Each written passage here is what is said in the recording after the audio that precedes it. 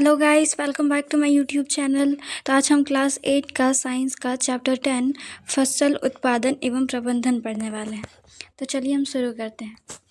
तो जैसा कि हम जानते हैं, सभी सजीव भोजन ग्रहण करते हैं और ये भी जानते हैं कि हरे पौधे अपने भोजन का निर्माण किस प्रकार करते हैं, प्रकाश संश्लेषण क्रिया द्वारा।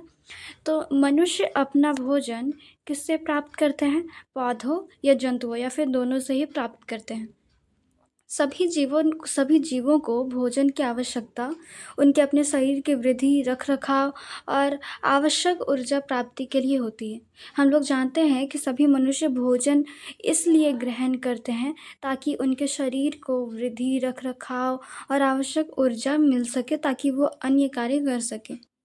इतनी बड़ी जनसंख्या को भोजन की आवश्यकता को पूर्ण करने हेतु खाद्य पदार्थों का नियमित उत्पादन, उचित प्रबंधन एवं वितरण अति आवश्यक है। इसके लिए सबसे पहले पौधों को उगाना होगा। तो हम जानते हैं कि हमारी इतनी बड़ी जनसंख्या को हम लोग भोजन कैसे उपलब्ध करा सकते हैं। तो भोजन उपलब्ध कराने के लिए हम लोग को सबसे पहले खाद्य पदार्थों का नियमित रूप से, मतलब रोज़ाना उत्पादन करना होगा, उसका उचित रख रखाव प्रबंधन करना होगा, अच्छे से उसकी देखभाल करनी होगी और फिर वितरण, मतलब सब तक पहुंचाना होगा। ये आवश्यक है।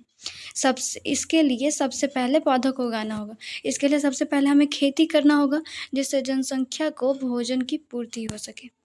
चलिए हम देखते हैं कि कृषि का आरंभ किस प्रकार हुआ था। तो लगभग 10,000 ईसा पूर्व तक मनुष्य घुमंतु थे। मतलब वे कुछ नहीं करते थे, बस एक जगह से दूसरे जगह घूमते रहते थे। वो एक जगह स्थायी नहीं रहते थे। वे एक स्थान से दूसरे स्थान तक भोजन और आवास की खोज में समूह में विचरण करते रहते थे।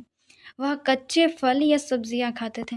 जैसा कि हम लोग को पता है कि पहले जो आदिवासी रहते थे, वो कच्चे फल या फिर कच्चा मांस या सब्जियां वगैरह खाते थे। उन्होंने भोजन के लिए जंतुओं का शिकार प्रारंभ किया। फिर समय के साथ साथ खेती कर चावल, गेहूं एवं अन्य खाद्य पदार्थों को उगाने लगे और इस प्रकार कृषि का प्रारंभ हुआ। तो हमें ये पता चल गया है कि कृषि का प्रारंभ किस प्रकार हुआ था। समय के साथ साथ धीरे धीरे परिवर्तन आया और वो लोग धीरे धीरे खेती करना, चावल, गेहूं और अन्य कुछ खाद्य पदार्थ उगाना उन्होंने शुरू किया और फिर कृषि का प्रारंभ हुआ। जब एक ही किस्म के पौधे बड़े पैमाने पर नियमित रूप से उगाए जाते हैं तो इसे फसल कहते हैं। उदाहरण के लिए मकई की फसल का अर्थ है खेत में उगाए जाने वाले सभी पौधे मकई के हैं।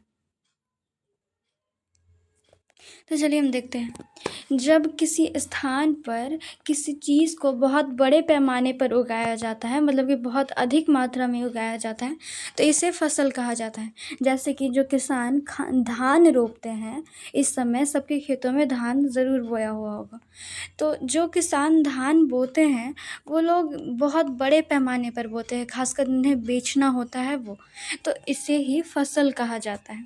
जैसे अगर खेत में हम लोग मकई का फसल लगाते हैं, तो जितना भी फसल है वो सभी मकई का ही होना चाहिए, तो ही वो फसल कहलाएगा। तो फसल विभिन्न प्रकार की होती है, जैसे कि अन्न, सब्जियां और फल।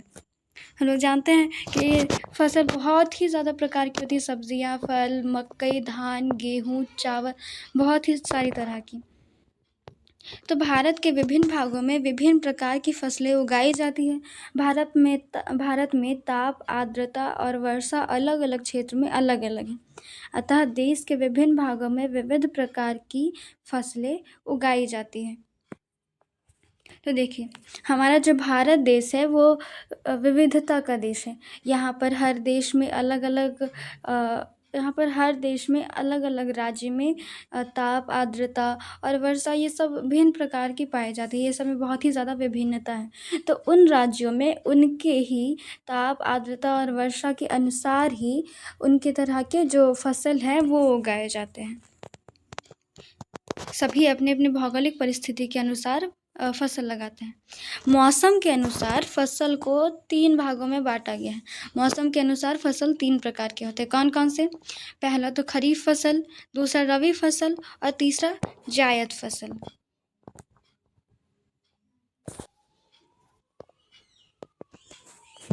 तो चलिए हम लोग देखते हैं खरीफ फसल क्या होता है। खरीफ फसल वर्षा ऋतु यानी बरसात में बोया जाता है। कब? जून जुलाई के मध्य में। फसल की कटाई अक्टूबर से दिसंबर तक होती है, मतलब ठंड के दिनों में इसकी कटाई हो जाती है। जैसे अभी जिन्होंने भी धान बोया होगा उसकी कटाई नवंबर दिसंबर या अक्टूबर से दिसंबर तक हो जाती है। इसमें सोयाबीन, कपास या मिसप्रिंट है, यहाँ कपास होगा, कपास, धान, मकई, मूंगफली आदि बोया जाता है। अब हम लोग देखते हैं रबी फसल। तो शीत ऋतु यानी कि अक्टूबर में बोए जाते हैं, मार्च तक इसकी कटाई हो जाती है। इसमें गेहूँ, आलू, चना, मटर, सरसों, अलसी ये सब चीज़ें बोए जाते हैं। अब हम लोग देखते हैं जायद फसल। तो इसे ग्रीष्म फसल भी कहा जाता है क्योंकि ये गर्मियों में बोए जाते हैं, इसलिए ये ग्रीष्म फसल कहलाते हैं। जायद फसलों को ग्रीष्म ऋतु में मार्च से जून माह के बीच में बोया जाता है। इसमें दलहनी फसलें तथा सब्जियां बोए जाते हैं। अब हम लोग एक और चीज़ देखते हैं।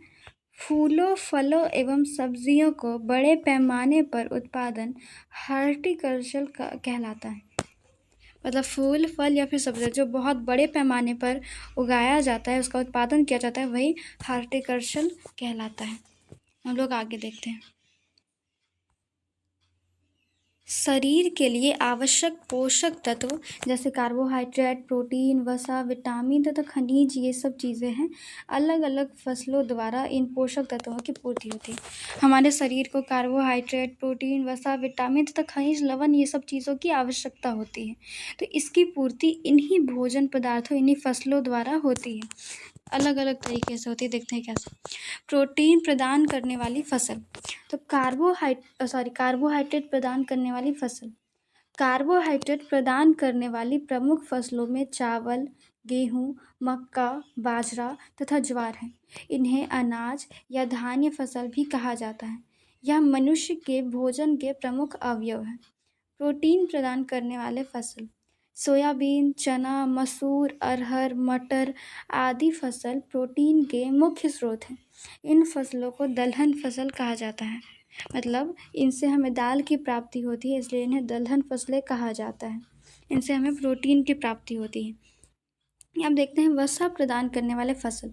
तो वसा से ही समझ में आ रहा है जिनसे हमें तेल की प्राप्ति होती है, जैसे सरसों, मूंगफली, सूर्यमुखी, तीसी, तेल आदि फसलों से वसा या तेल की प्राप्ति होती है। इस कारण इन फसलों को तेल वाले बीजों की फसल कहते हैं। वसा या तेल प्राप्त होता है इनसे हमें। अब हम लोग देखते हैं अन्य फसलें। तो विटामिन तथा खनिज लवणों की प्राप्ति मुख्यतः सब्जियां तथा फलों से होती है, जैसे विटामिन, खनिज लवण ये सब चीज़। अब है मशरूम। तो मशरूम में एंटीऑक्सीडेंट, प्रोटीन, विटामिन बी और डी, खनिज जैसे पोषक तत्व पाए जाते हैं। किसमें पाए जाते हैं? ये सब मशरूम में। अब हम देखते हैं जिन पौधों के विभिन्न भाग से दवाइयाँ बनाई जाती हैं उन्हें औषधि फसल कहते हैं, जैसे नीम, तुलसी, सहजन, नरसिंहार, अश्वगंधा इत्यादि इसके उदाहरण हैं। तो हम लोग अभी पे देखते हैं जिन्हें भी चोट लगती है तो कहा जाता है कि कुछ ऐसे पौधे हैं जिन्हें औषधि फसल कहते हैं। इनके जो पत्ते हैं या फिर इनका जो रस होता है, इनको पीस कर लगाने से चोट ठीक हो जाती है। इस प्रकार ये सब कहलाते हैं औषधि फसल। अब हम लोग देखते हैं चारा फसलें। तो हम लोग चारा फसलें तो अच्छे जानते हैं, जो चीज़ें चारों जानवरों को चारे के रूप में दी जाती है वो चारा फसलें कहलाते हैं।